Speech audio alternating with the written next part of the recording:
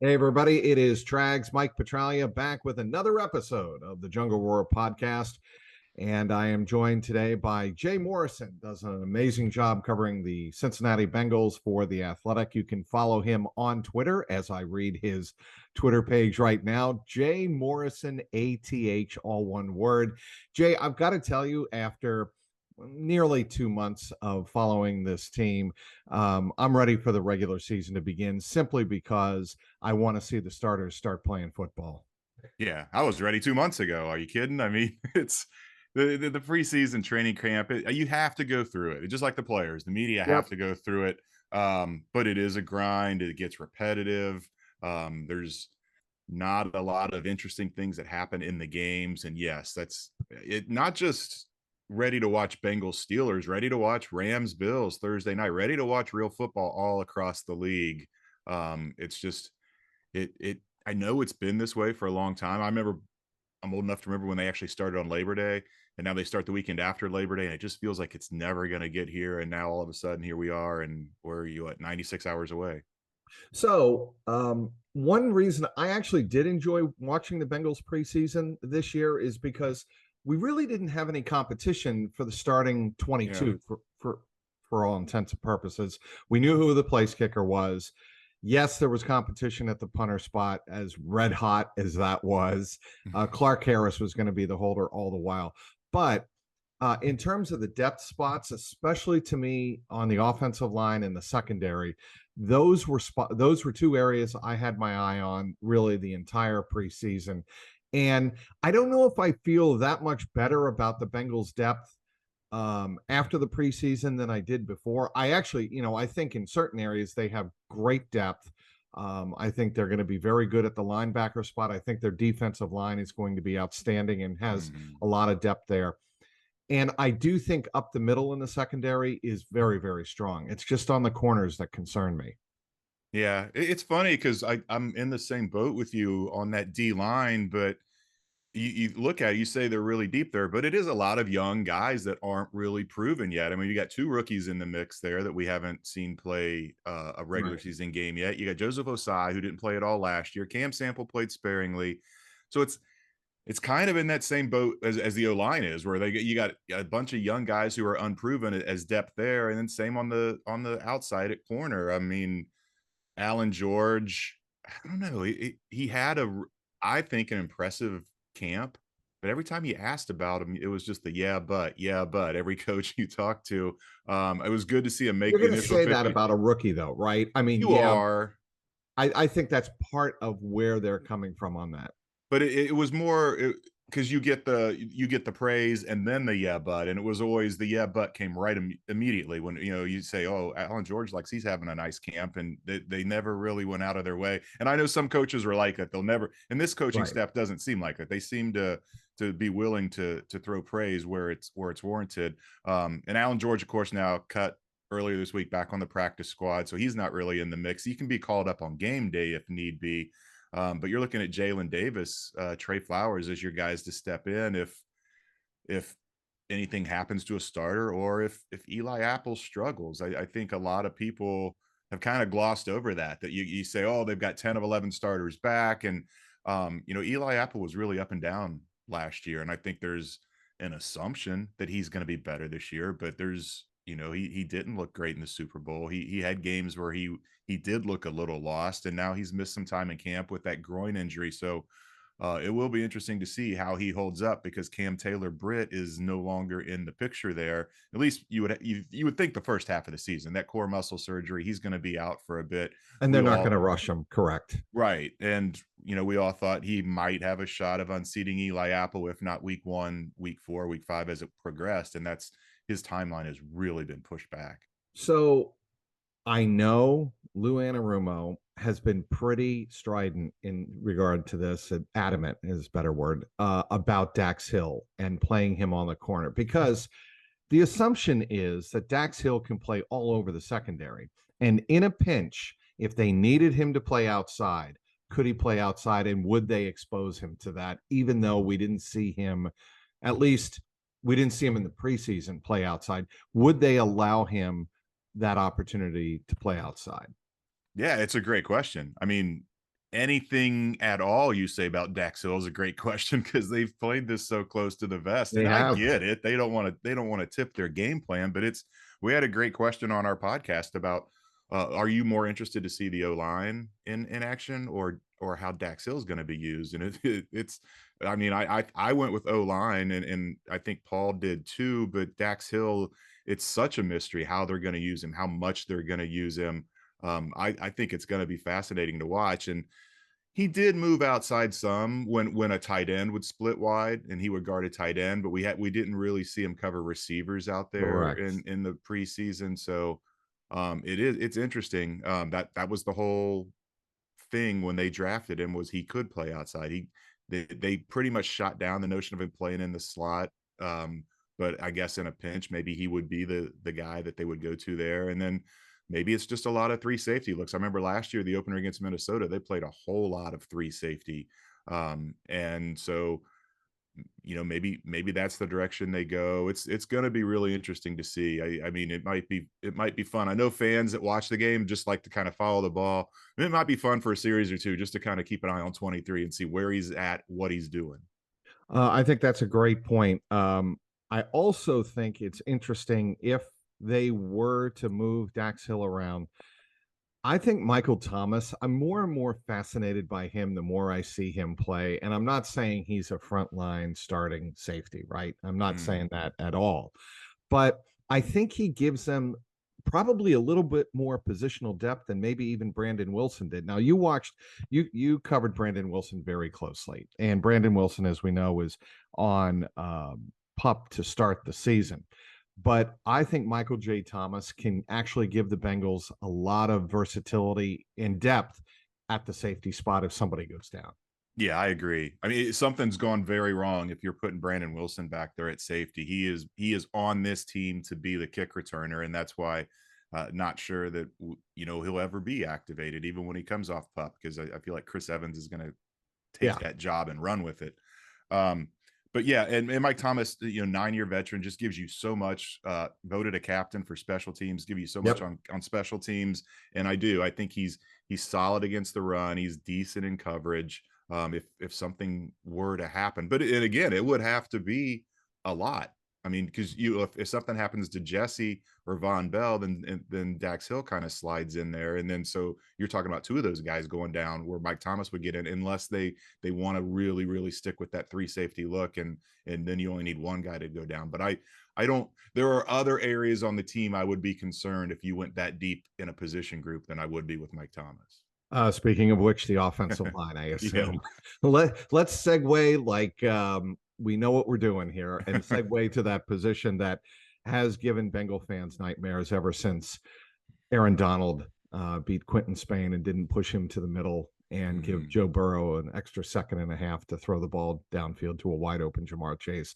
Not that I'm speaking or spurring Bengal fans to have vivid nightmares of what happened in Super Bowl 56, but the offensive line has been rebuilt. We haven't seen it in the preseason, of course. We've seen it in practice.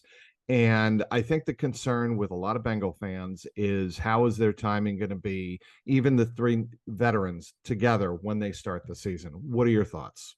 Yeah, it's a great question because they are veterans. It's not like you're promoting a couple guys that have been on the team for a while.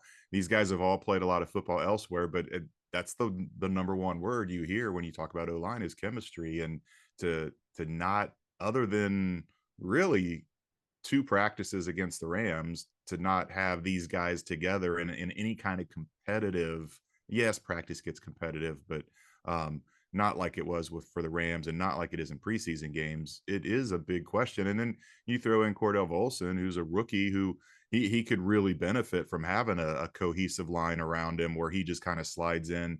Now he's kind of, as far as familiarity, he's kind of on the same page with the three newcomers. So and furthermore, you're talking about a Steelers defense or Steelers team that went hard. They had a physical camp. They played in the preseason.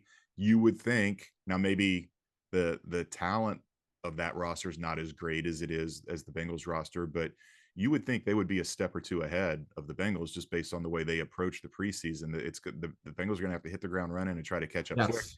And this we've seen what this league is.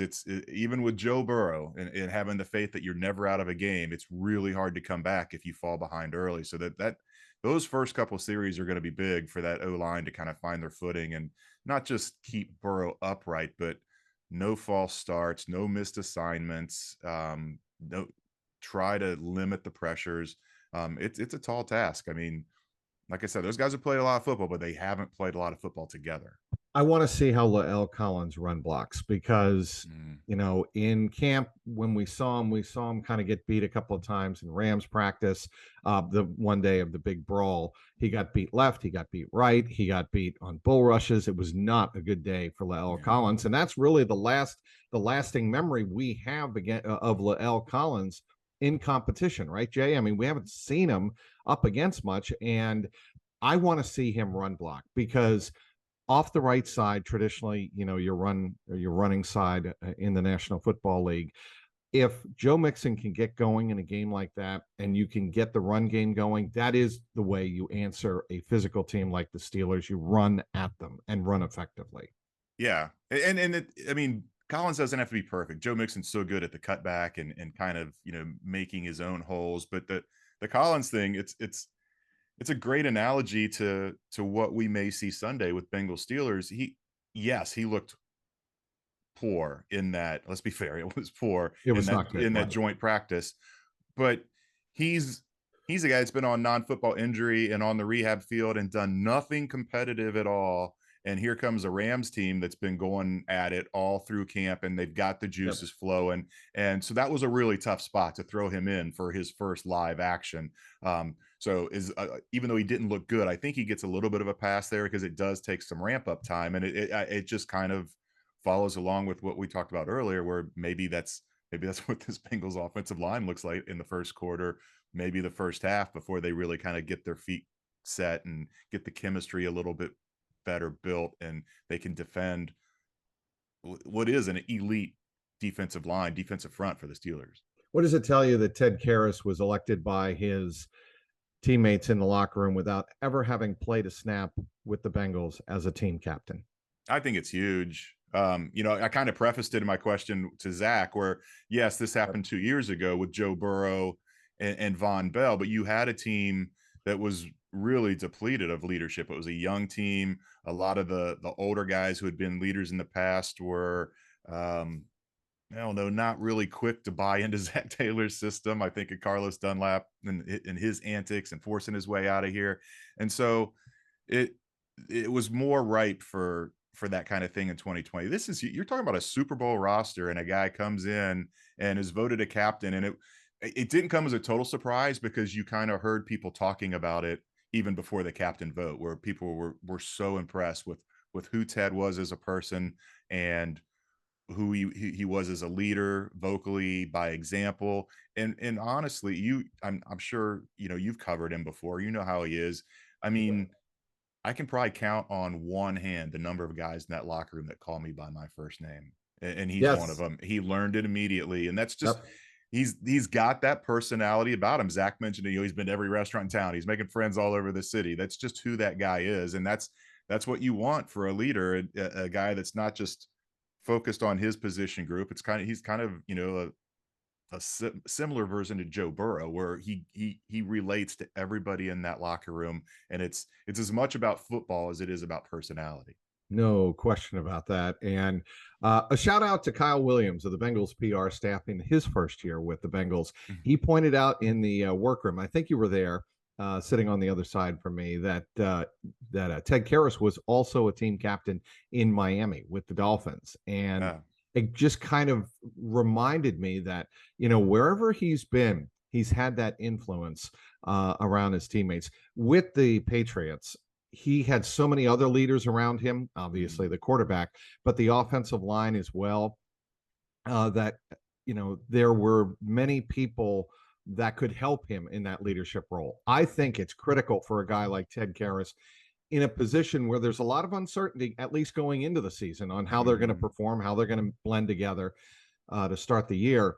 for a guy like that to be appointed that role and to kind of stabilize things. And that's what, both I think figuratively and literally the Bengals are looking for, is somebody to be the glue along that offensive line. Yeah, and could you pick a better person to stick a rookie 4th round pick next Correct. to learn his Yes. way in this league? I mean, he's literally going to learn at the hip of Ted Karras, and it's not easy for a rookie to come in and start week 1 in this league in this league on the offensive line, and Karras is going to, I think, be huge for Cordell Volson. Who's going to be bigger for the other? Hayden Hurst for Joe Burrow or Joe Burrow for Hayden Hurst? Yeah, good question. Because I think that you can make an argument either way, easily make an argument either way. Yeah, you could. I think Joe Burrow is going to be bigger for Hayden Hurst. It's not like Joe Burrow is in desperate need of people to target. I mean, he's got 3 great receivers. Mixon's really strong out of the backfield. I think we're going to see Chris Evans take a big leap as a receiver, either out of the backfield or possibly lining up in a slot in some 4 or 5 wide situations. So, CJ Uzama had a career year last year, and if Hayden Hurst just repeats those numbers, I think you feel great about the situation, and I think he easily can. Now, he had Lamar Jackson thrown to him in Baltimore. That's a solid quarterback, and he had Matt Ryan in Atlanta, and he always had that other tight end. It was a shared position. It's his now. There are tight ends on this roster. Obviously, Drew Sample, Mitch Wilcox. Those guys are more blocking tight ends. They're not going to take targets away from Hayden Hurst. So I think he'll get more targets, and he's a guy that just the threat of Jamar Chase, knowing what Joe Burrow is, I think he's going to be priority 4 or 5 for the defense, and Joe Burrow is really going to help Hayden Hurst have not a Pro Bowl year, because I don't think there's enough targets for him to do that, but I think we could see him come close to putting up his career numbers just like CJ did last year. Speaking of the Pro Bowl, Jay, funny you mentioned that. Bengal players and coaches pick who will make their first Pro Bowl this year. This article was penned by the one and only Jay Morrison, and it was published actually on Tuesday. But I really want to spend a little bit of time on this because I think it's a fascinating subject. Who's next? The Bengals sent 3 players to the Pro Bowl last year, each of whom would have made their first appearance of their career if the Super Bowl had not interfered, writes Jay. Defensive end Trey Hendrickson and running back Joe Mixon were each voted in as reserves in their 5th seasons in the league, while rookie Jamar Chase made it as a starter. What I loved about this, Jay, is you went around the locker room and asked some players, and I want to get your pick from those you spoke to. Which players did you enjoy speaking to most to on a subject like this? Well, we mentioned it before, Mike Thomas. He's such a good dude, and he never seems like he's in a hurry to finish an interview, and he'll give you all the time you want. And I didn't make these long. A lot of times I approach the guys with the preface of, "Hey, can I get one thing from you?" And they're like, "Yeah, sure." I mean, I even got Joe Mixon to talk, and he rarely talks. But so that was a good way to kind of start it off. But I enjoyed personally the ones where a lot of times it was grabbing a guy by himself, but when you grab a guy when he's sitting at his locker and the guys on either side of him are listening in, and they Yes. start playing off of each other, that's what's really fun. And that's why the Joseph Osai and Cam Sample part of that story, I was like, that's got to be the lead in, because they were just having so much fun with it. Well, what's interesting to me about that is sometimes, well, actually, there's no question. I would much rather go up to a player at his locker when he's by himself. Yeah. If I'm making chit chat or trying to get to know the guy or ask him a specific, I wouldn't say off the record, background question. That's what I like to call it. When you're asking background on a play or a scheme or something, that's what us reporters do in the locker room quite a bit, that I don't think a lot of people, watching or listening to this podcast, or, hear that podcast growling, the Athletic Bengal podcast, if they're listening to yours, they don't always appreciate that we try to go in and try to learn background on what these players are being asked to do. And I would rather go up to a player when they're at their locker by themselves. This is going way off the beaten path from where we're talking about, but you understand what I'm saying. Right, I do.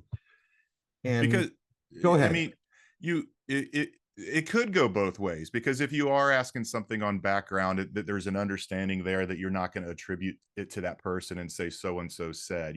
It's just the whole help me understand. And a lot of times when you approach it that way, I think a lot of players think media people think they know it all, and when you kind of show that vulnerability and admit that, hey, I know you guys know more about you're not just better at football, you know more about football, and you know more about the scheme for sure than we do, and can you just help me understand this? And they are usually receptive to doing that. And you're right, that's a great time to do it one-on-one, but sometimes if there's another guy there, then maybe they feel more comfortable saying something on background or off the record, because if that person burns them, they've got a witness that says, hey, that was supposed to be Yes. background and that was not supposed to be quoted. And so it could go either way, but I do feel and rarely do you need, is anything that kind of controversial where you would hope you would have a witness. But I do think Yeah. that they open up a little more when it is one-on-one, because these guys,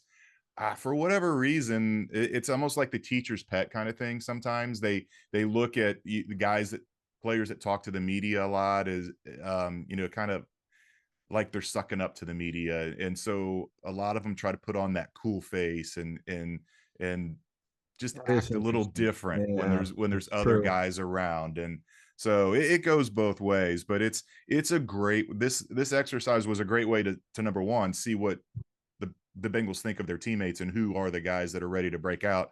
And it's also a great way, just like you said, just to chit chat and get to know them. Because a lot of times I'd say just one thing and I'd ask them the Pro Bowl thing, and then when it was over, I would ask them something else, not on the record. We just talk about their Right. college team or the time they went to the Sure. Pro Bowl or whatever it was. And it's a great way to kind of work the locker room. I mean, over the course of 2.5 weeks, I talked to 33 different people. So if you're working on one specific story, sometimes you talk to 4 or 5.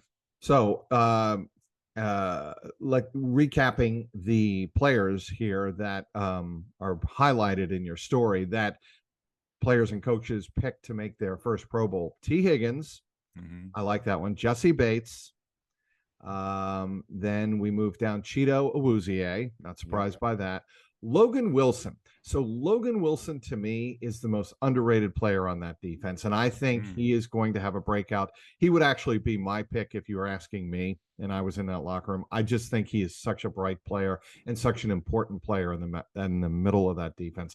And the aforementioned Ted Karras. What I find interesting about this, Jay, is that Jamar Chase picked Ted Karras. For Yeah. whatever reason, I wouldn't think Jamar Chase was paying that close attention, but obviously Jamar is a very bright football player. And I'm going to quote Jamar here. I'll say Ted Karras. He's just so smart. I don't think people know how smart he is, and he can be a big help to this offense. Not giving up sacks up the middle is going to be the biggest piece for us. Wow. Love it. Yeah. And for people that don't know, Jamar Chase's locker is right next to T. Higgins. It would have been very easy for him to just say this guy right here, and because he was the popular pick. I also thought that was really telling that Jamar. I mean, yes, you like to get a cross section of opinions, but Sure. it's like anything else. I think the stars' voices carry a little more weight, and when they go, I don't want to say off the beaten path, because Ted got a few other votes, but it was really interesting to see Jamar go that way when he very easily could have just thumbed right to his left and said, "This guy right here, T. Higgins." Hey, do you see these glasses, Jay? I do. Okay. They're not rose colored, though a lot of people would question whether or not I'm looking through rose colored glasses. You know what I'm leading into, right? Mm-hmm. So I had my prediction for 2022, and I went 13-5 in 2021, and I was off by 3. I went 14-3 Yeah. this year. That means they're going 11-7 or 11-6, excuse me. But I actually, and I wrote that because not for clickbait. That's honest to God, not why I did that. But I just think if everything goes well and health is there for this Bengals team, they are an incredibly deep, talented roster. I mean, I don't think there's any denying that if Joe Burrow stays upright, he doesn't get hurt, and for the most part, they don't suffer any catastrophic injuries. They're going to have players that miss time. They're going to have players probably that get knocked out for the rest of the year. That's going to happen. It's the NFL. But this roster, to me, is a special one. And I want to get your feeling. Is this the most talented roster in Bengal history going into a year? That 2015 team was pretty good. Now, Quarterback. yeah, Dalton versus Burrow Yeah, kind of changes things a little bit, but I mean, it's right there with it. They had more stars on defense in 2015, but I agree with you. It's very talented. It's deep if you go starter position group by starter position group, but you look at some of those position groups, there are depth questions there. So that is my concern. Is if one position in particular gets ravaged by injuries, can they overcome that? right. Or if it's a vulnerable position, offensive line, cornerback, tight end that gets hit by injuries, how much can that derail them? I I think 13-4 is their ceiling, and I think 7-10 is their floor. And I say it all the time, don't bet against Joe Burrow, but I'm kind of betting against Joe Burrow just because I things did go so well last year, and I absolutely think they're going to the playoffs, and I think they're right in the mix to win the division. But I think the AFC got so much tougher, the schedule got tougher. There's going to be other challenges. I'm right in that 10-7, 11-6 range, and I'm leaning more towards 10-7. So you say things went really well, and my counter to that is, and I wrote this in my column on the season prediction. There were several games they had no business losing, and a couple of other games they could have won had they executed better. And I didn't think that, I mean, 10-7 is about what they were. I thought they were a good, not great regular season team last year. And I think they got better. And I That's the think key. they improved, they significantly upgraded their offensive line if that offensive line gels and stays healthy. And they added a better tight end, a receiving tight end at least, in Hayden Hurst. And I think they did a lot of things to send the signal to the players in that locker room that we are not satisfied with what happened last year. And sometimes, to me, Jay, that's the most important message on any championship driven team. We were good, but we weren't good enough. And I think that is going to inspire a guy like Burrow and the rest of the team. And that's where I'm coming from, putting on those incredibly ugly rose colored glasses, gaudy rose colored glasses at 14-3. That's where I'm coming from, just so you know. Yeah. Because last year we talked about, it's a young, confident team with a lot of personalities and brash and cocky. And if they can get off to a good start, you could really see this thing snowball into something. That's exactly what happened. They got so much better as the year went on, and really after the bye really turned it on. Can they do that this year? Because that back half of the schedule is so loaded. Yes. And as we sit here on September 7th, we say it's so loaded. Things always change. There's games that you think are going to be really hard to win later in the year, and they don't for whatever reason. Another team gets ravaged by injuries or just falls off the table. Teams that you don't think are going to be good, like the Bengals last year, end up being pretty solid. But I don't know that they're going to be able to kind of flip that switch this year and get so much better in the back half of the season with how tough that schedule is. Maybe they do. Maybe they start strong. I know Paul has them at 7-2 at the bye. I had them at 8-1. Yeah, 8-1. Wow, 8-1 I think that's realistic. Yeah. Well, I said this happens every year. No matter how good you are, there's a clunker in there, and they will lose to either the Falcons, Panthers, or Jets. Mark it down. They're going to lose one of those games that they should not lose, and sometimes that's a good thing. Sometimes that's the proverbial wake up call, and we saw it a little bit last year with the Jets game. So we'll see. I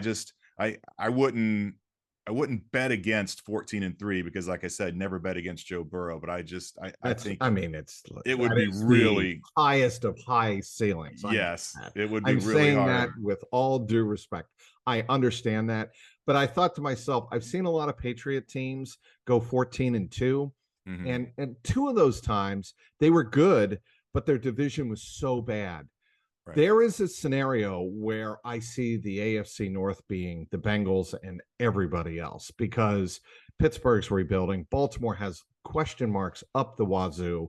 And Cleveland, we all know what's going to happen with, or what's not going to happen with Deshaun Watson for the first 11 weeks. And, their defense is great. The defense can't score points, and you're going to hand the ball to Nick Chubb 40, 45 times a game. He's going to wear out. So those would be my concerns about the opponents in the AFC North. And that's why I think the Bengals, if they take care of business in the division, and you're absolutely right, they have to come out Sunday against the Steelers, guns blazing, and send a message that we're ready to go.